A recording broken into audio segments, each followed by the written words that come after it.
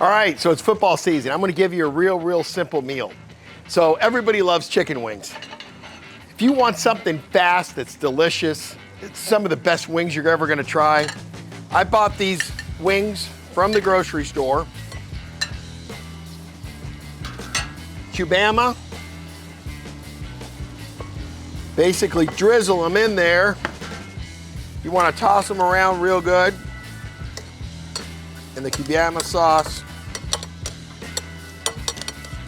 You can also put them in a bag, toss them around there. I've done that before. Once they're tossed, air fryer,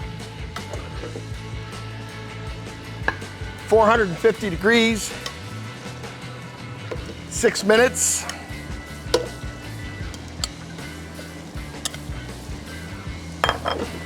Set it, and when it's done, check this out.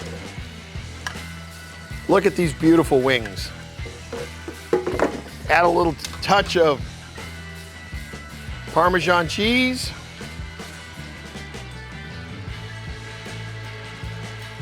And there you go. That is a fast meal that you can actually do for this next football season.